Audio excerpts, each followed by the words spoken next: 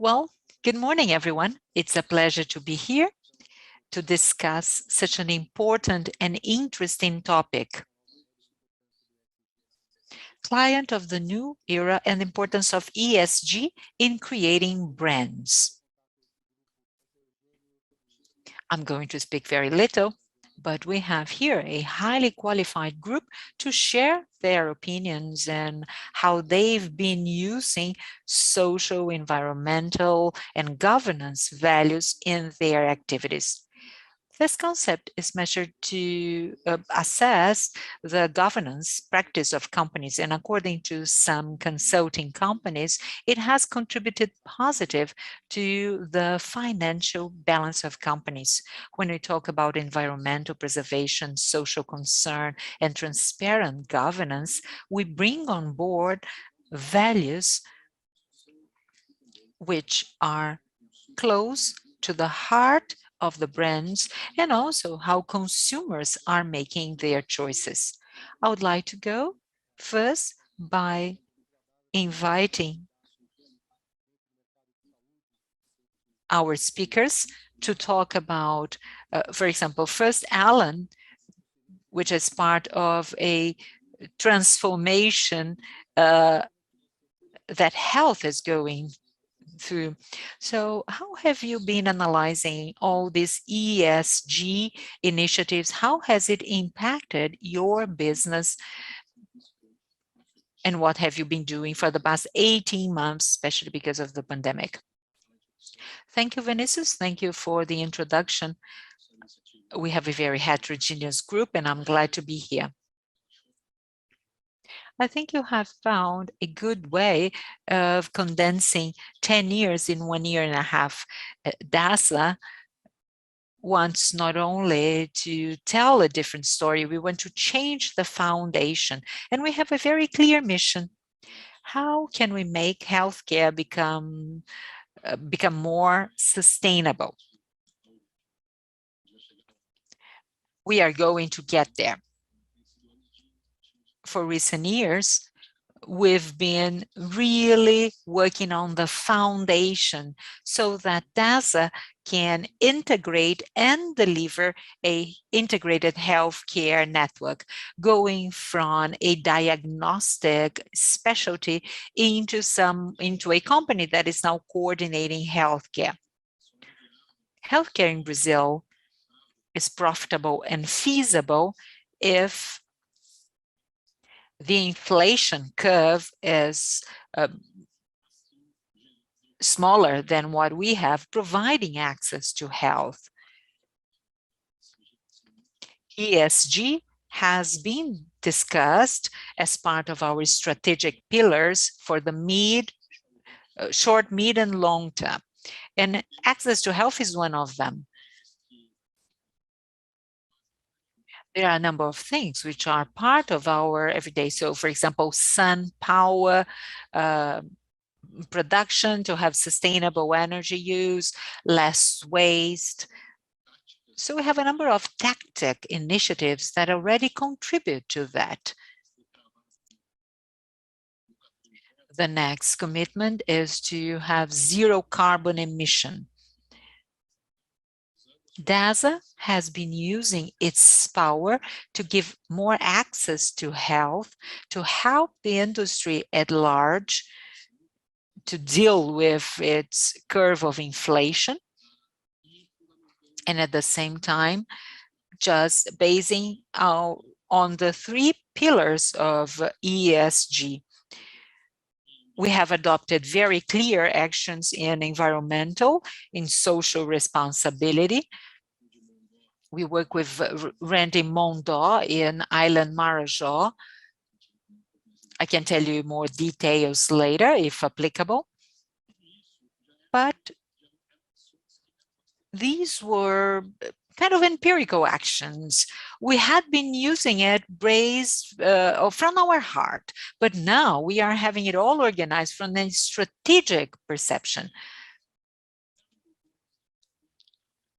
It's not simply using ESG to communicate. First, you have to be, and then you have to look as if you were doing it. There are just so many brands who talk about that, but do not deliver. So first, we want to deliver, then to give the right impression. So we are working on building ESG, setting up robust pillars so that we can communicate it further.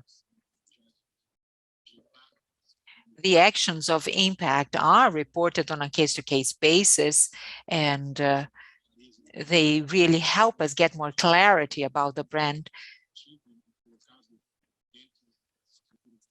But ESG is part of our strategy and something non-negotiable. So we have really been focusing hard on having it. Of course, I could report all the successful cases, but our industry, healthcare, has to have a better structure of ESG structures in a strategic manner rather than just as a tactic initiative. We always have clients at the center stage, similarly to other companies, of course, but we have a CX area, customer experience area, that can measure the emotions of consumers. It is an area that has gained more muscles for the past 18 months. And by doing so, and relying on surveys with Nielsen, Ipsons, and Vox Populi, we have tried to understand how our new clients are, because we see here patients from the age of 18 to 90-year-olds, such as UnitedHealth, of course, and other large players in the market. So we have to understand that we are expected to deliver health that my mother or my grandmother need, as well as healthcare to new generations who have new perspectives. So it's journey of health and not journey of disease. Said that, we have a mission, which is to create a bridge between what we used to have in the past and what we're going to have in the future. So we are consuming health differently now. The industry for the past decades has not taken clients in the center stage. Clients were given some options, some doors to get in, but it didn't used to be a patient-centered structure to understand the patient's journey and where the patient was willing to go. So at Dasa, we've been trying to understand the different ways of consuming health and not disease treatment, so that we can have less fragmented and fewer pain points. So this is the moment to try to understand consumers and restructure our ESG. We are discussing that with our board, with our executive committee. So it is an agenda that Pedro Bueno, our CEO, is really concerned about.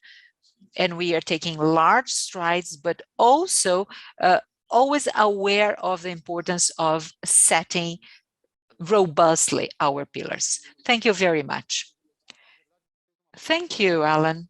I think you have set a perfect link to our next talk. Yesterday, when we were just getting ready for the debate, we've heard the word authenticity. It's no use simply following the fads and just start talking about things without having a solid foundation and, let's say, doable, executable strategies. So let me now hand it over to Everton, and then we are going to go about authenticity, or just taking the opportunity of this important topic. Well, thank you. Thank you very much for the opportunity. It's great to be here with you. Yesterday, we just talked a little bit because we always have to understand where the acronym comes from. And that's the first step. I was going behind the story of ESG, and ESG dates from a 2005 report by the UN. It's a Who Cares When, which addressed environment, social responsibility, and governance, hearing 20 financial organizations and 9 different countries, including Brazil. So they were all brought together to discuss what those 3 pillars meant, something that we had been discussing in the corporate world within social responsibility and sustainability. But this report has given more fuel to businesses, to initiatives, to using it reports. So this is the result of what had been doing for many years, fortunately, and considering the interest of the generations of the future. We are now talking about social and environmental urgency that is not only, it's no longer more in the hands of the government or public policies only. It also involves private corporations. Corporations used to be apart from that, but not now. Now we all are responsible for that. Citizens, companies, the government, we really have to focus on ESG. The consolidation of the topic, getting to business decisions, is a very important change to us in marketing and communication, because it's not only speaking about it, but really changing the decision-making of the top management. I've enjoyed hearing Allan saying that they've been discussing that in the board and in the top management, because that's exactly where this topic should be, not only at marketing level or communication. And when we talk about reputation, reputation is just one point that should take into consideration under ESG. At Ágora, we meet with many companies, Netflix, iFood, Pfizer, companies from different industries. I started my career in the chemical industry. Of course, there is a direct impact. We can see the chimneys just releasing smoke in the atmosphere. So it's obvious that chemical industry has an environmental thing in its production. But ESG is applicable to all businesses. For example, Netflix or iFood, which are digital native companies, are also involved with it. I am sure much has been said about ESG in this event, but it's important to say what we mean. E is environmental, and it includes global warming, carbon emission, but also biodiversity. And Samira will definitely talk about that, deforestation, water scarcity, energy efficiency, which is not maybe directly related to the business, but it's always there. Social.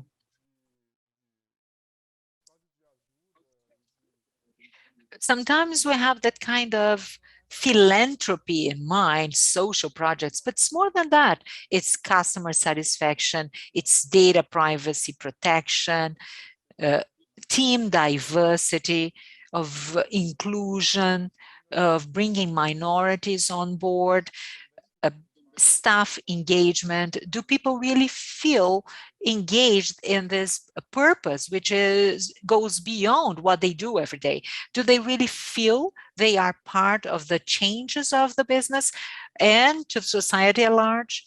Relationship with community, and also respect to labor law and human rights. And G, which is the letter we don't talk much when we talk about ESG.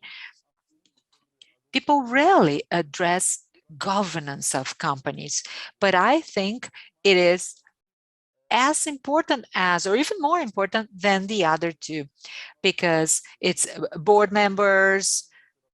Does the board take into consideration diversity? Are there women in the board? Is there racial diversity? I think this is absolutely essential. So G, under G and the governance, we still have got a lot to progress until we get really to a good governance with no barriers or gaps. Well, I'm sure we're going to say much more. It's a very overarching topic, but as when you asked about authenticity of what we say, we really have to be very careful when we talk about ESG so that we don't go into greenwashing, because companies used to talk a lot about environmental concern, but there were no concrete actions.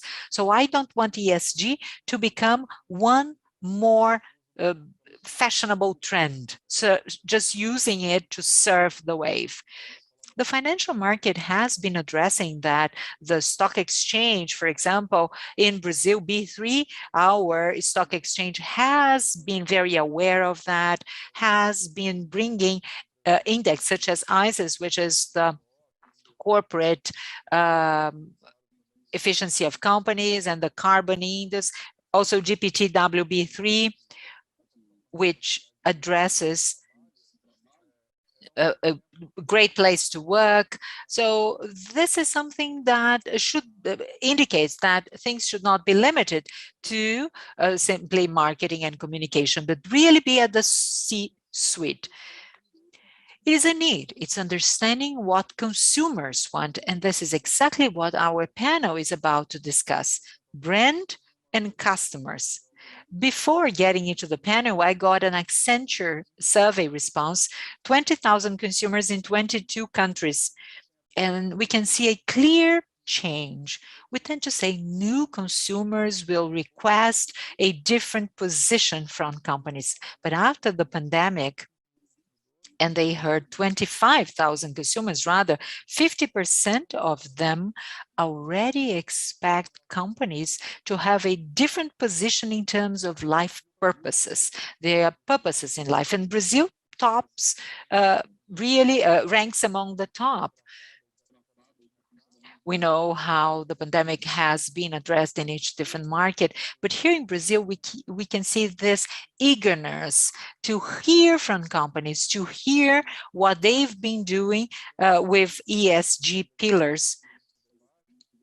And another interesting topic to use that, safety and quality is among the top priorities. So clients, yes, they are concerned about price, but health and safety are very important topics for each company. We want to know whether we are safe, if and also service and individual care.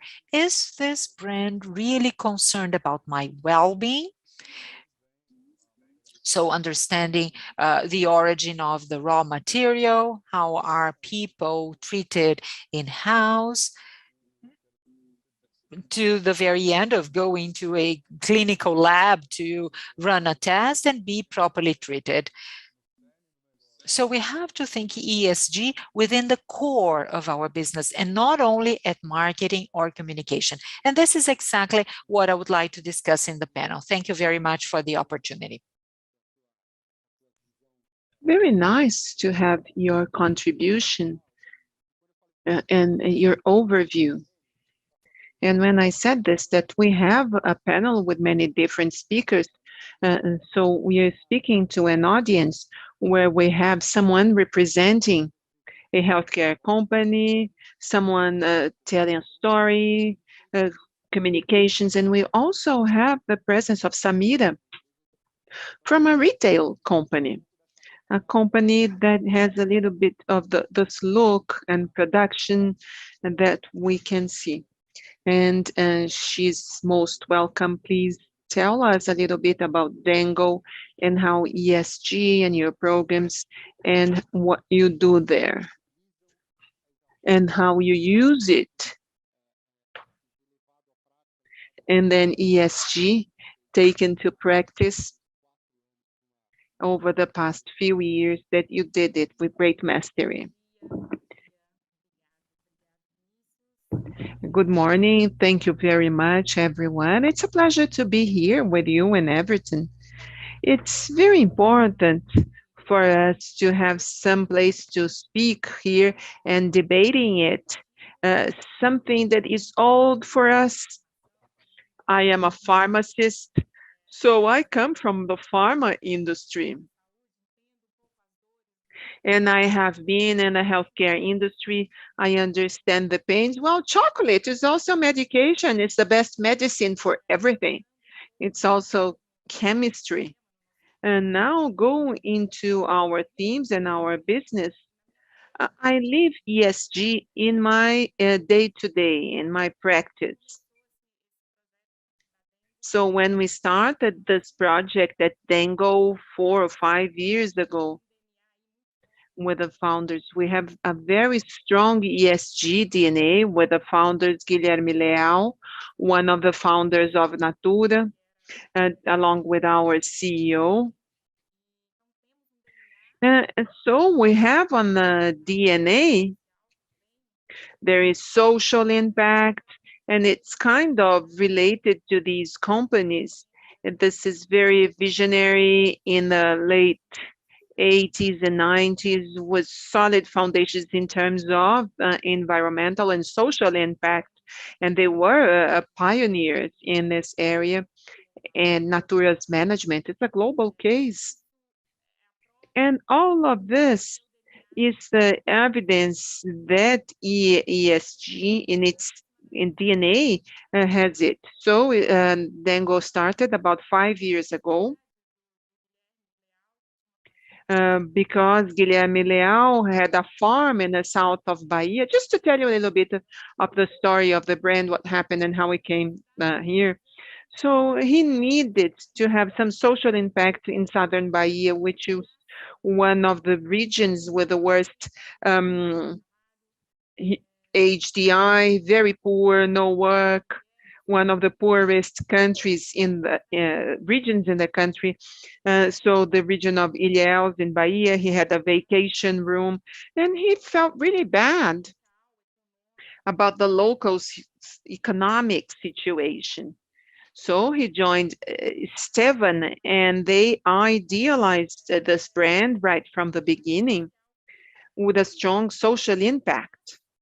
And basically, what we do is we work with small cocoa farmers, and roughly speaking, so if they would sell a bag for 1,000, but as priced commodities in the market, so Dengo buys, we are going to pay 70% more. If it complies with our quality standards, we teach you how to grow it, that provide you full support to your work so that you can survive in the field, and so that we have a fair commercial relationship. So Dengo pays 70 to 120% premium on the cocoa they buy in Bahia. It's not an NGO. It's not something social. We just pay what think is fair for the raw material. So it started from there. And then we have Coca. What can we do? Well, let's have a chocolate brand, but encompassing, in addition to social impact, also the environmental impact. So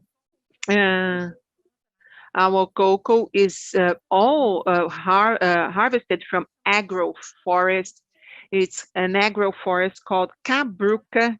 So you plant the cocoa trees, and below the trees of the Atlantic forest, there is no deforestation, so it's a model of preservation of deforestation. I invite you to go and see the cocoa plantations in the southern Bahia, the Cabruca farms. And we also have more flavor, less sugar, healthier, and less packaging. So our goal is to be plastic free. So when we talk about food, this is a challenge to develop foods without plastic, especially chocolate that requires conservation because of shelf life. So it's really a challenge with the least environmental impact possible. So we sell bulk. So you go to Dengo stores, you buy the chocolate, you weigh it, and then we package it on a sustainable uh, paper.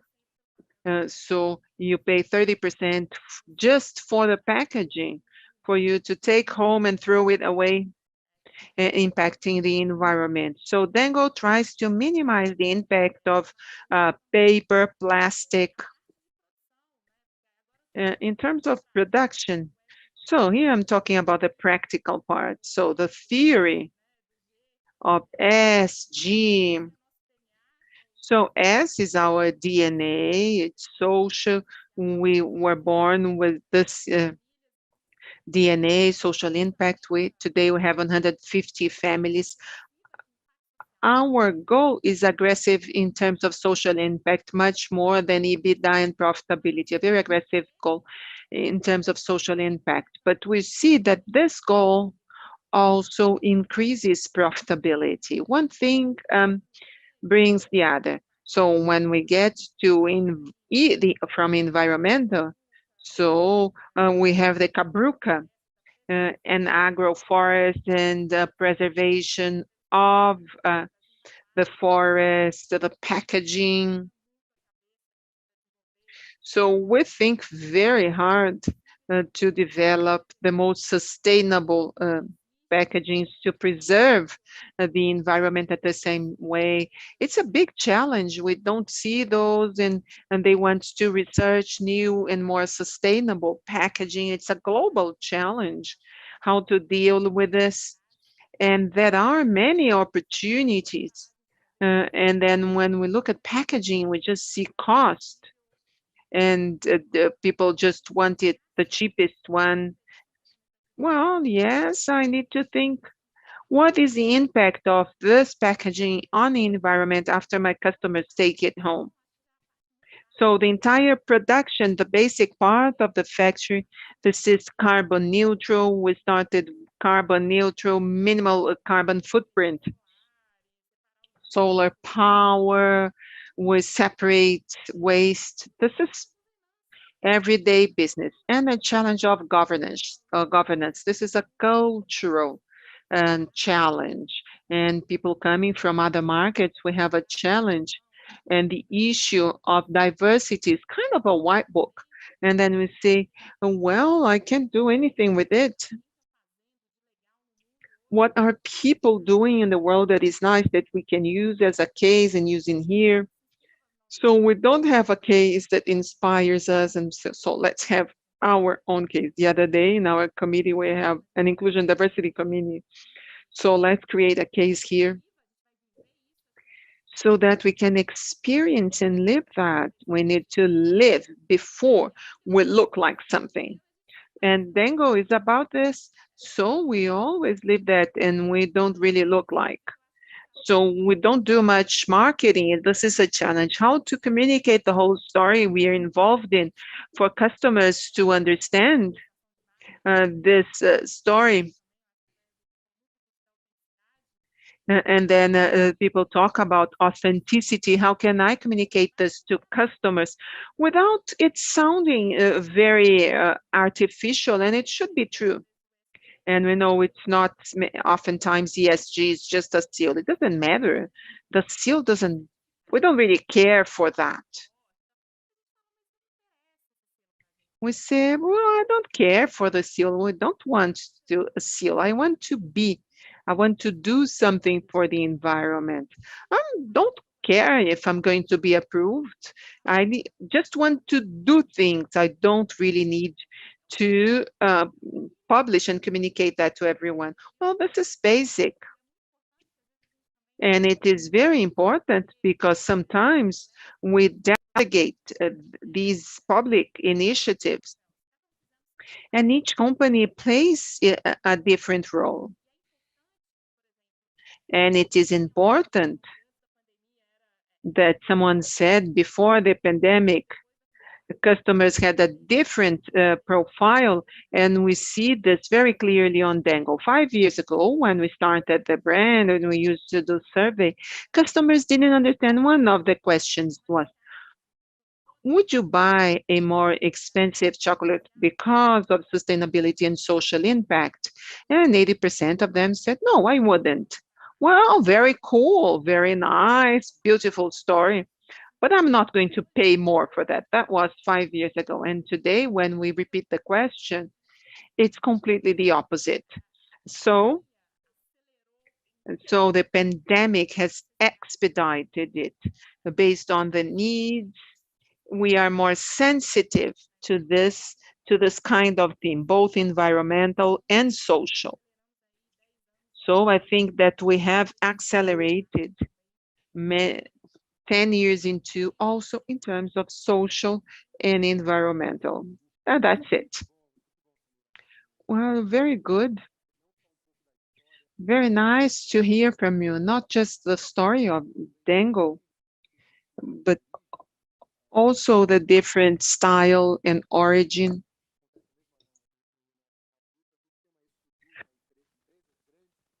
And the same thing happens in the UnitedHealth Group. And we are working how to be authentic, real, and not just deliver benefits through our internal ESG and stakeholders and everything in this movement. And when there is a company in which its origin is based on ESG pillars, this is more organic. It's not where there is practice or not. This is more deeply rooted. This is part of the organizational culture. Now I would like to challenge you. And because our audience, if you have any questions, please send your questions. And then after that, we can have a round of questions from the audience. Now, when we talk about ESG, and Everton talked about that, the governance is kind of forgotten or left aside. So we are going to start from this. We start talking about when we talk about governance, crisis management, business continuity. So different companies of different sizes, both in the health industry and outside, that didn't have a well-structured governance. They didn't have a crisis committee or a business continuity plan. And after the pandemic, many of them suffered a very bad impact. And this is something for you, Allan. How did Dasa react to the sanitary crisis, but a health operation, regardless of how you operated, and how were you affected? So this is a labor-intensive segment in terms of providing services to consumers. Sometimes you answered a big question and a big distress. How did Dasa prepare and adapt so that at the crisis like this, its governance pillars, people management, and business continuity? How did you go through these 8 months, not just passing well, but also reinforcing your corporate image?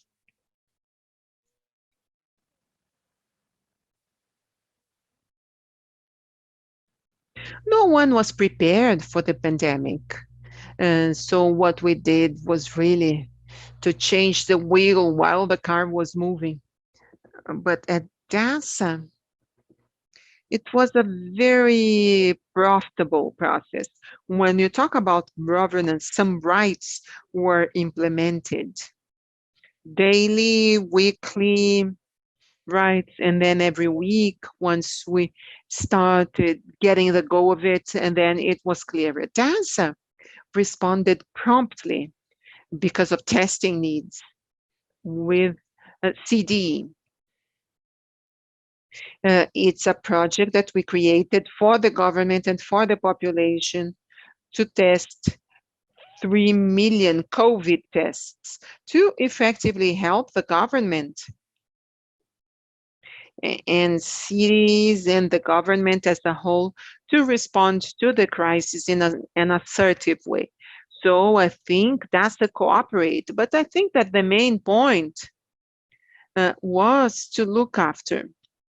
So there is internal HR work that Dasa looks after, something that existed before and along the pandemic, and to look after those who are looking after us. So it's very stressed and with a lot with high demand and everything, and then we couldn't do anything if we didn't feel okay with it. In terms of policy, those who already had some comorbidities, they were taken out from the front line before they had the 2 doses of the jab. So we had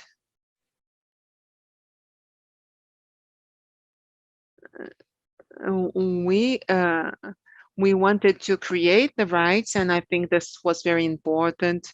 So we had an infectology committee that is very active in hospitals and in terms of diagnosis.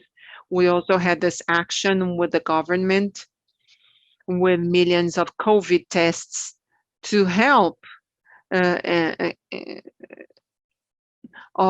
terms of identifying how the pandemic was evolving or not. And then we had the G9 project, which is where we do the genetic sequencing of the virus to have real-time response of mutations. And this is also very useful for pharmaceutical companies. So there is one side that is very clear of Dasa on how it supports as a leader. And then a side that is one of the pillars of the brand. And you know, a brand comes from within to without, and which is welcoming care. We can only provide care to our patients and customers if we take good care of our employees. So there are some actions of something that no one was expecting to be it as bad as it was. And then the CEO and the board, in order to bringing the best of Brazil with that regard. If anyone was expecting that they will be millionaire, and everything you said is very interesting, and we understand about this mobilization. We never looked after our professionals so much, not at a heroic level, but in terms of work and effort and the difficulties everyone had to go through in terms of day-to-day health and burnout, stress, and many other things. And the mental health that was badly affected during this period. Now, in terms of transforming these facts and programs that each company places us, to transform that into story to tell to customers. Everton, your specialty is to tell stories and to tie that in a way that customers will say how to modify it, what are the preferences, approximation, and everything. Sometimes we see something more common, social and environmental. In your vision, what have you been seeing in terms of best practices? But what have you been seeing in terms of best practices, how to change it?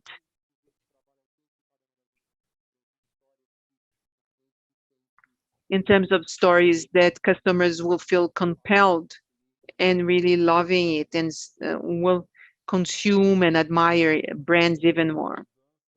I think that there is a major change after the pandemic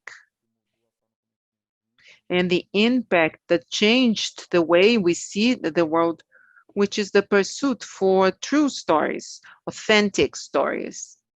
So communication and advertising. So always based on a one-way road. So you're tired of what you're doing. And I think that the pandemic has reinforced. And something else that we had already been talking about is that we shouldn't just speak, but also hear. We should listen to stories. It's how we establish the dialogue and this bidirectional communication, not just with consumers, but with all audiences. And when you talk about governance, something we have been debating intensely over the past 2 years is the role of companies in delivering to society what we receive as an organization. And there has always been a big differentiation between corporate communication, marketing, and institutional relations. So companies used to talk to the government through associations and entities that represented the different industries, but we saw a major change in this dialogue with society with initiatives such as All for Health, led by Banco Itaú, and others that got into a debate about public issues that in the past were limited to the government. And companies became leaders in this public policy debate, this vision that the government is far away and should be treated just by entities. Has changed completely. There is a demand from society for changes, companies also to take a stand, and they are not just related to the business. This debate of this thing of telling a story and promoting a dialogue directly with society has changed completely. I'm going to give you just some examples. And new energy. Addresses clean energy and is ahead of everyone in the world. And they have really got into the business of having refrigerators in remote areas where they could not have access to that. Why would a energy company donate refrigerators? Because they knew it would be important for vaccine storage, and that would be a gap in the government service if they didn't have good refrigerators. So you see, they seem to be isolated actions, but it makes sense. Another company has made a donation to the audiovisual entertainment industry. So a donation would ensure continuity of business ahead. So things which used to be restricted to the government now are addressed also by the brands and companies at large.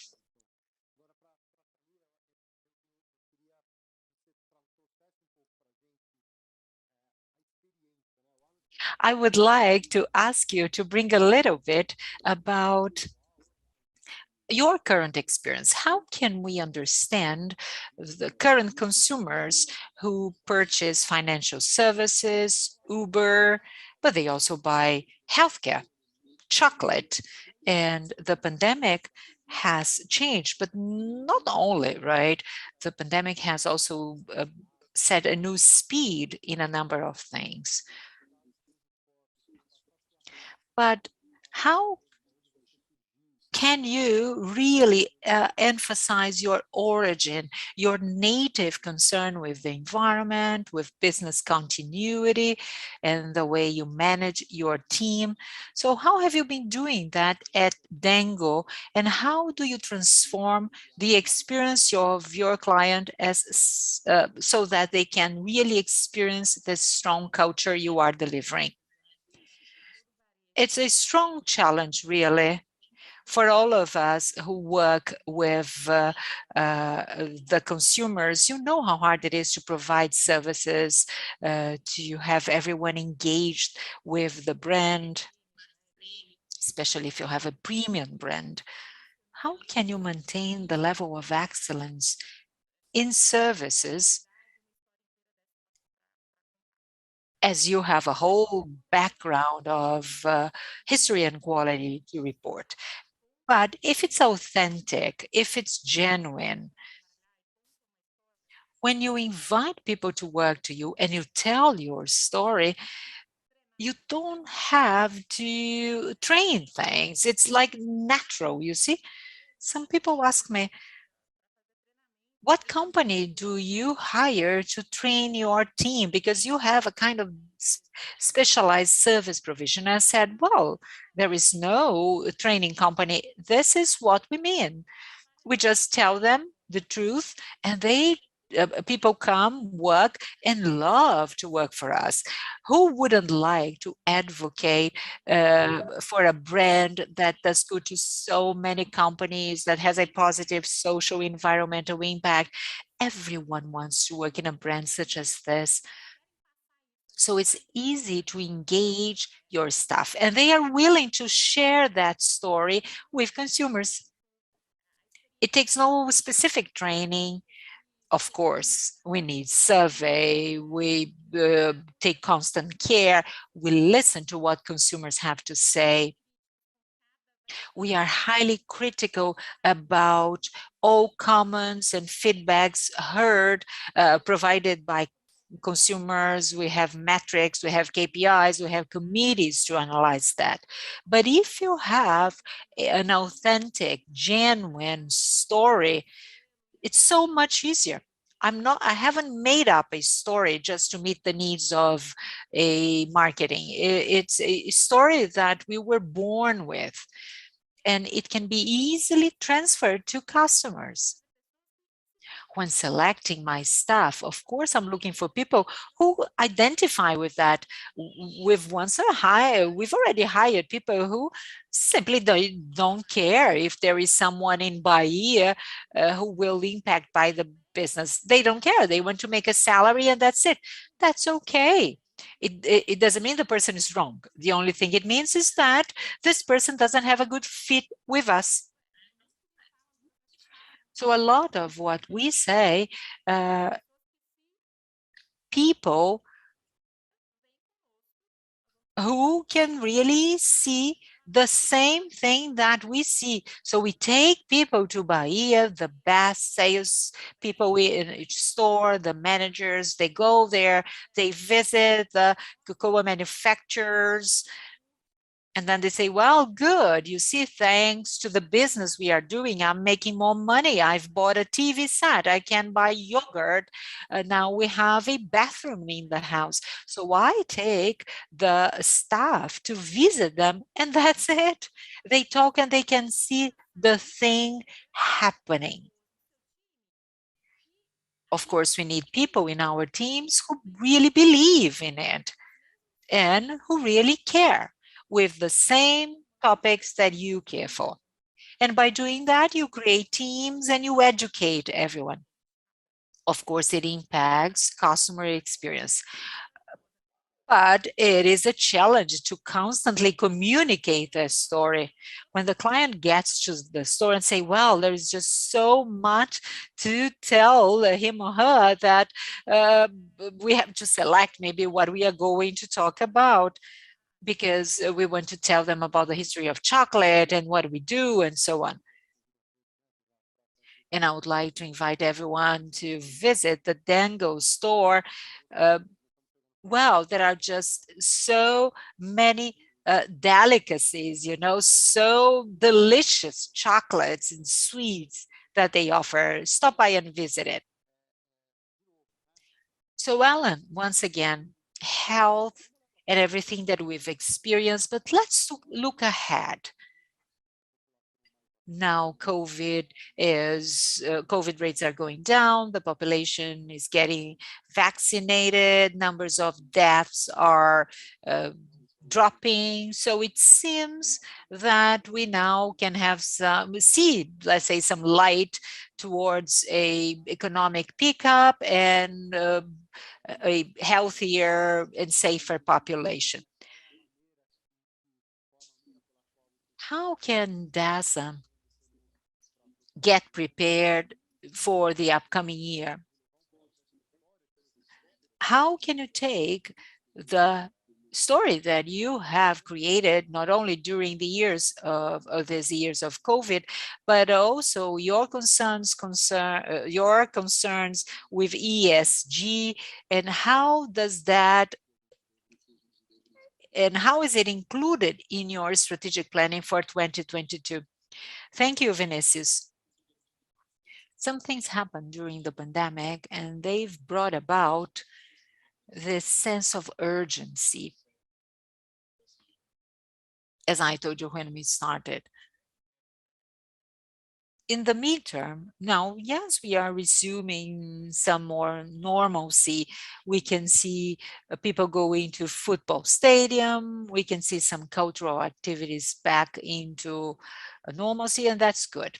From a business perspective, elective surgeries, which were held back, will also be resumed.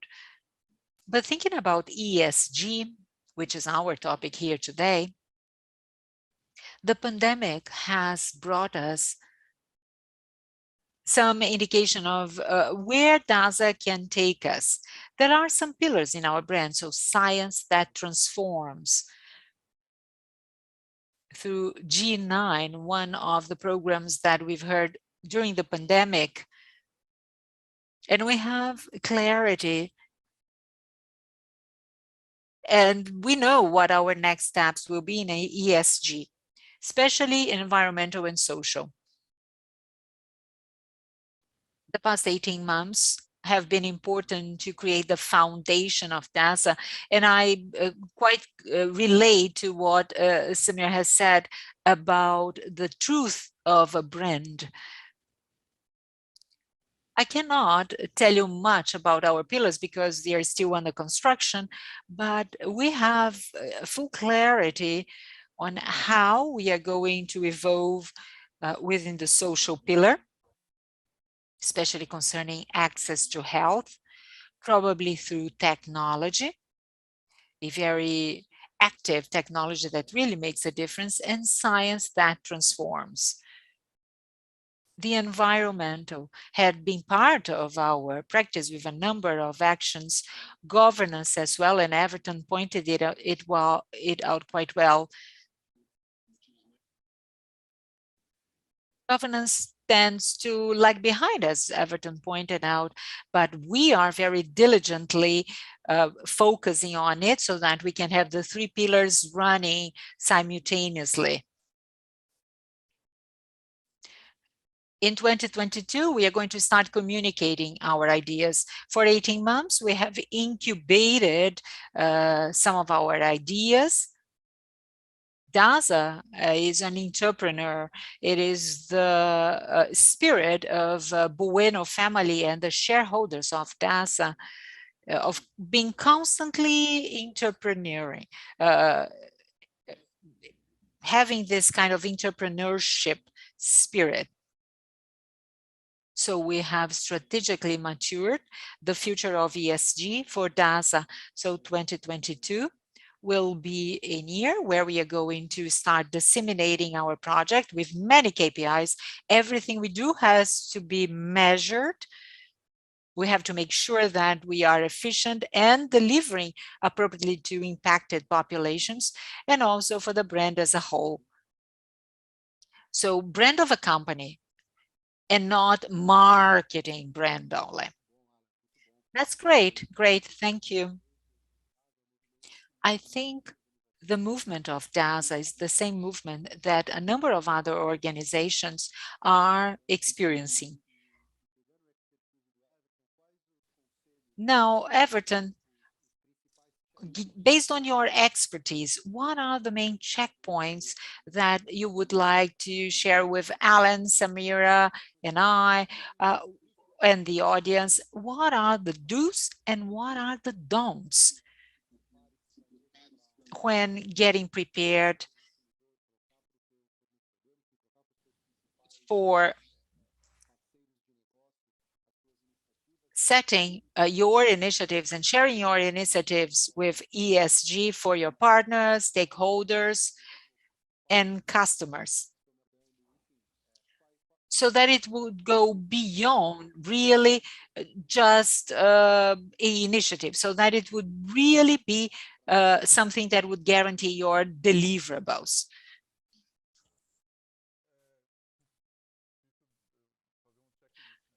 Well, it's difficult to come up with a checklist, and maybe I'm not qualified enough to share that with Allan and Samira, which are, of course, capable, both of them. But if we work with marketing and communication, the first thing we need is transparency. We need to be more transparent, as transparent as possible. Sometimes say, I'm not ready, I need more time. When we talk about diversity and inclusion, it's important to know that most companies are still led by privileged Caucasian people. And then you talk about racial inclusion, LGBTQI, and really having that understanding, this is the first step to be really transparent, having a different side of it. So guaranteeing inclusion, diversity, and working with those who are experienced in the topic, who have been addressing it for longer. In the pandemic, we've seen many companies really trying to go beyond the purpose of ESG. And we really have to maintain this dialogue and a constant discussion with all the different sides of the topics. And speaking of authenticity, we have to start asking questions and also be willing to answer questions asked of us. If an NGO, for example, which used to be your detractor, why don't you ask this NGO to come to the discussion and ask what are the points brought by them? And if so, why don't you try to, in a mature fashion, discuss all these issues? I think there are always alternatives. COP26 has happened. Companies were expected to take the center stage to discuss the future of the planet. The pandemic is not a health urgency, it's a humanitarian issue, and there are a number of environmental issues involved in it. So the corporate cannot ignore the discussion that is ongoing with Agenda 2030, the 17 sustainability goals of the UN, SDG.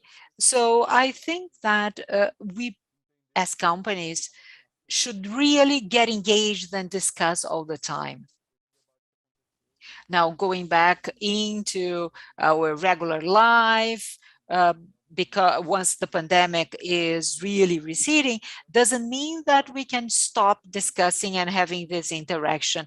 I think the players are discussing, and let's keep on discussing and bringing back to the companies all these topics which are related. I think that the avenues got closer and crossed during the pandemic.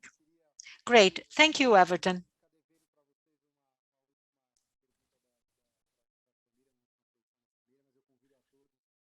Uh, Unfortunately, uh, I don't think we have much more time, but I would like to invite everyone to visit the Dengo store and the experience as a consumer. Yes, at Faria Lima, we have the Dengo factory. It's our flagship. It's great activity. Well, with that, I would like to thank you all. Thank FIS, Allan, Everton, Samira for taking time from your busy day to share your experience, your vision on how you can impact the strategy of our companies and using ESG. Thank you all very much. And a great event. Kudos to FIS. Thank you very much. See you next time. Thank you.